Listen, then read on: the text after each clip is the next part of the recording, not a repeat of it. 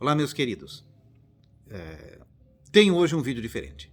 Muitos dizem, você sempre diz isso, Ananda Prem, mas hoje realmente é diferente. Porque muitas são as pessoas que pedem para eu falar sobre a minha vida particular, não é mesmo? Então eu vou falar mais ou menos sobre isso. O tema de hoje é os meus segredos. Então, coletei algumas perguntas que ao longo do tempo me foram feitas e vamos falar sobre elas. A primeira pergunta que surge é: você já foi a outros planetas? Pois bem, esta pergunta já é errada. Ela já começa errada. O que nós podemos dizer, a pergunta mais própria é se eu já visitei outros planos de existência.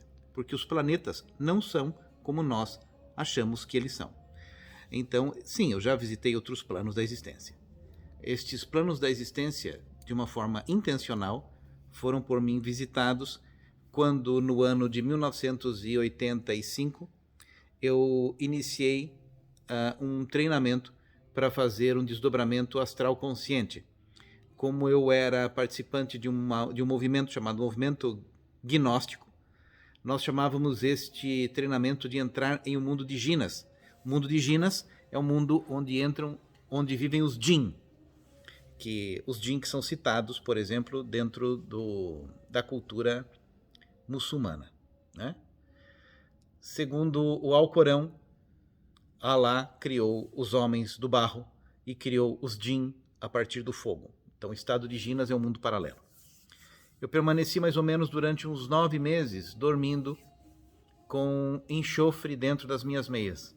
E levantava 3 horas e 33 minutos e fazia uma corridinha pelo meu quarto e dava um pulo, objetivando a entrada neste mundo paralelo.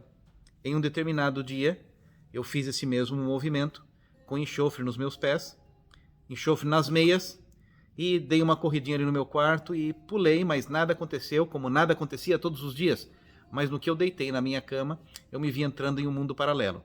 E naquele mundo paralelo no qual eu entrei, foi a primeira vez que eu tive acesso intencional e consciente a uma realidade paralela. E lá eu pude também verificar que os planetas, como nós entendemos, não são planetas, como são vistos e apresentados pelas agências internacionais, agências aeroespaciais internacionais. Então foi assim que aconteceu.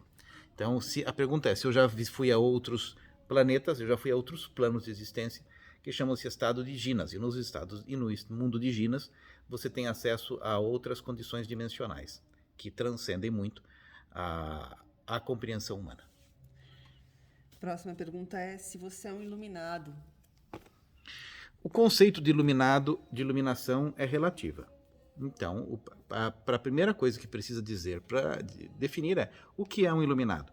Eu não me considero um iluminado no sentido clássico, mas eu não me considero uma pessoa desiluminada. Eu acredito que a iluminação é um processo de estar consciente é um processo de você trazer luz sobre o seu entendimento, sobre a sua vida. Então, dentro do ponto de vista, eu sou um iluminado como milhares de outras pessoas são iluminadas, visto que elas trouxeram consciência para o seu processo de vida. Então, partindo do pressuposto que a iluminação é a busca de consciência de luz, ok? De vidya, que significa conhecimento, para a sua vida, então eu sou iluminado. Agora, se perguntar se eu sou iluminado dentro de um estereótipo de iluminados por aí, jamais. Então, tudo depende do ponto de vista que esta pergunta é feita. Dentro de um ponto de vista, sim. Dentro de outro ponto de vista, não. Você conversa com espíritos? Sempre conversei, desde que eu era criança. Quando eu era criança, eu já conversava com espíritos de uma forma involuntária, porque esses espíritos entravam para a minha realidade e eu interagia com eles sem consciência. Com o decorrer do tempo, já com 6 ou 7 anos de idade, eu dominava artes evocatórias e mágicas e eu podia estabelecer contato intencional com esses espíritos. E também, já nessa idade, com 6, 7 anos de idade, eu conseguia fazer rituais de banimento, utilizando elementos da natureza, que intuitivamente eu acabei aprendendo, e mais tarde foram desenvolvidos como uma técnica, como uma ciência intencional.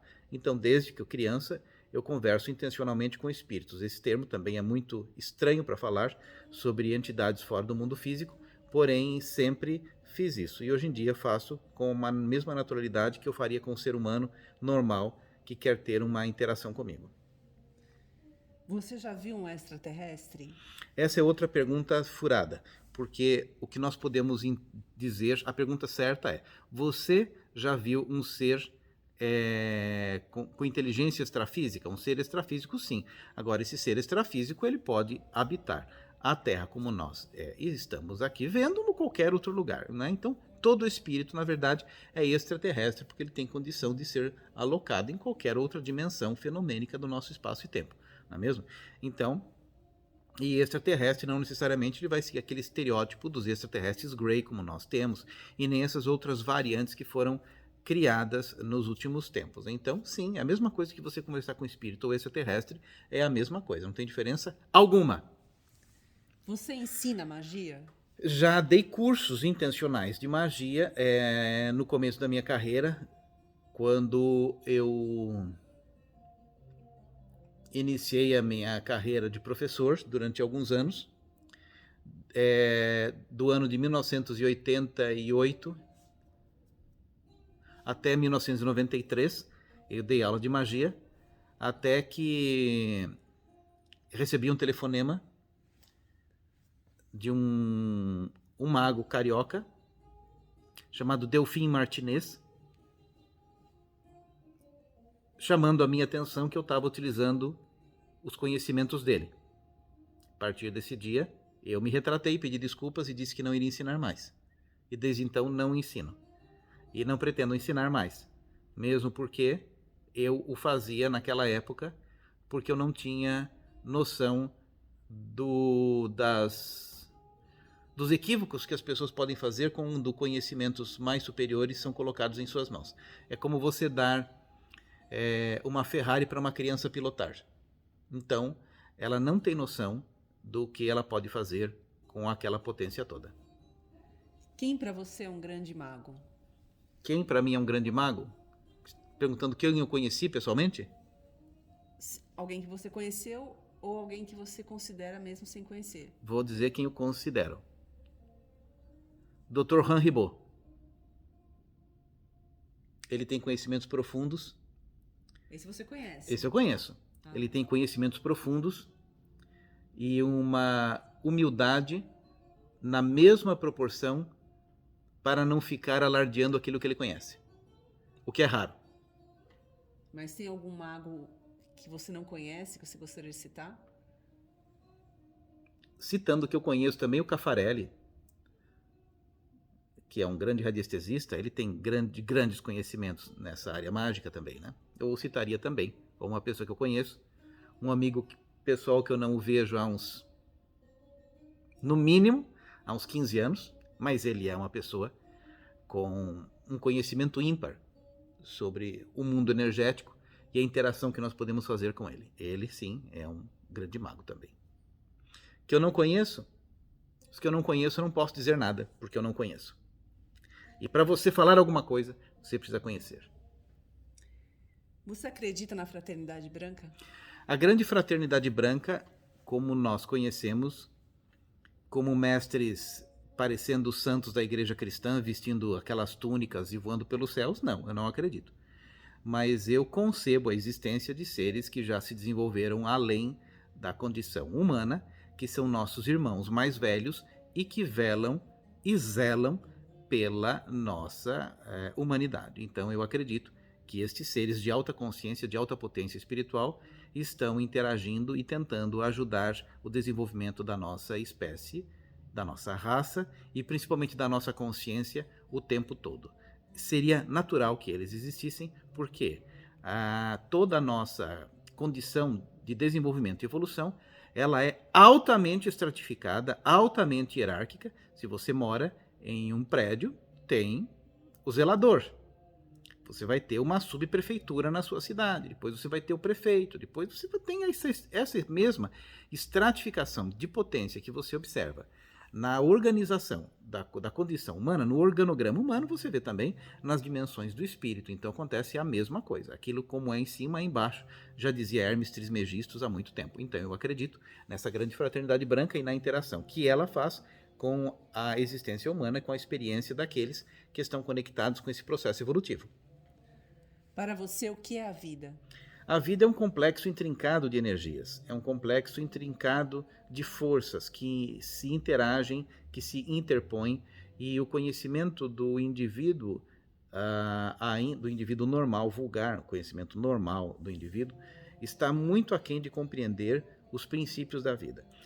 Os princípios da vida podem ser compreendidos mais facilmente por aquelas pessoas que são dedicadas ao estudo das leis do universo, das leis que corroboram com a interação da matéria com os outros níveis dimensionais de consciência, ou seja, a espiritualidade ensina o indivíduo a entender este enigma transcendente chamado vida. Como sair da Matrix de verdade? Como sair da matriz que a gente vive? Se nós tivéssemos uma noção clara de como a Matrix nos domina, nós seríamos extremamente radicais para sair dela. Porque a força atrativa da ilusão da matéria, não da matéria, mas ilusão da inconsciência do sistema controlador, é tão grande que, para mim, só através de atos radicais é que podemos sair da Matrix.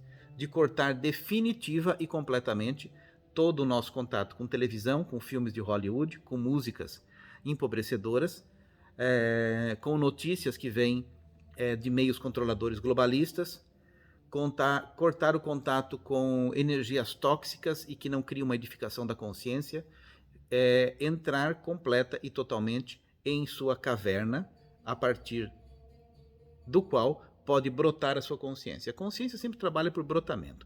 Então, se nós começarmos a evocar, por exemplo, um princípio alquímico de que a semente era germinada no escuro e no calor, nós precisamos então deste recolhimento no escuro da nossa alma, entrando profundamente na nossa sombra, reconhecendo as nossas potências, reconhecendo as nossas virtudes, reconhecendo-nos de verdade para criar o brotamento da consciência.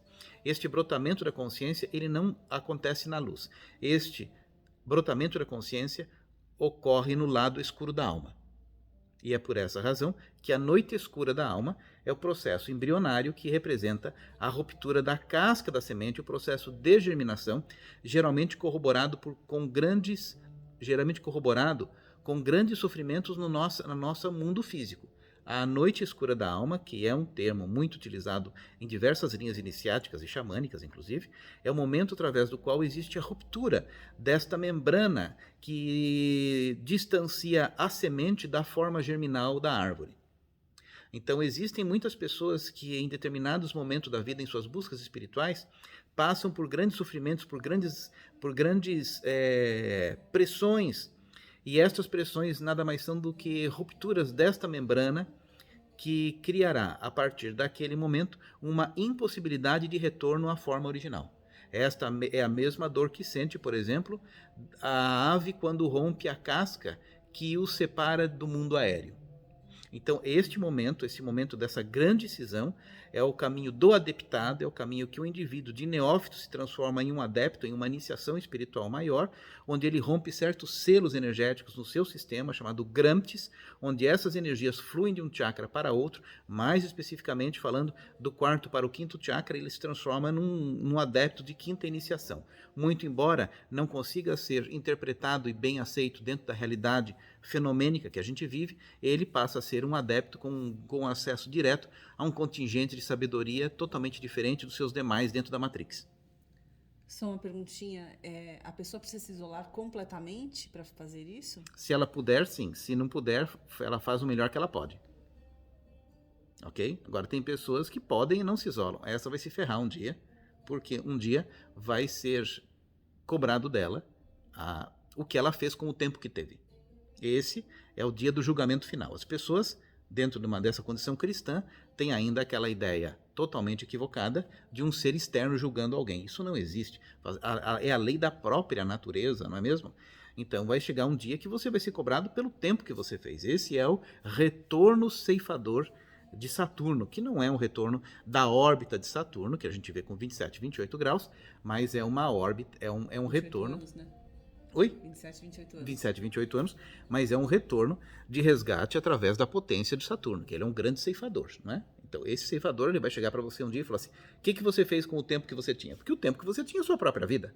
Então, na verdade, ele está perguntando o que você fez com a vida que você tinha, porque tudo lhe foi emprestado. Tudo lhe foi emprestado pelo grande arquiteto do universo, por aquilo que nós chamamos de Deus. E um dia, o empréstimo, o usufruto que você fez deste bem, que foi o seu corpo físico, e as moléculas que você emprestou da natureza, vai ser cobrado. E você, então, vai ter que dar contas daquilo que você fez com a vida que você teve. E aí eu quero ver se você vai se dar bem neste confronto. Mas essa prestação de contas é com quem? É com a sua própria consciência. É com o seu próprio modelo anímico, com a sua própria consciência. É com o eu superior seu, porque ele é dotado de todos os atributos do divino. O máximo que você vai atingir é esse contato com esse eu superior seu. Né? Esse é o máximo de Deus que a gente consegue. Claro que você pode ter acesso a outros semideuses que fazem parte de outros sistemas, outros reinos paralelos. Isso aí é possível. Mas quando a gente fala isso, é com a sua própria consciência. Era só isso? Era só isso. Era só isso. Então, vocês pediram, vocês tiveram. Pedi e recebereis, disse Jesus. Se você tem comentários, que os faça. Se não tem, cale-se para sempre. Até mais.